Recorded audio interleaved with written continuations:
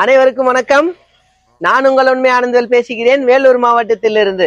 பழச்சாறு இன்பம், பழைய சோறு இன்பம், உடலறிவு இன்பம், அதை உடனறிவது பேரின்பம். என்ன புரியுதுங்களா?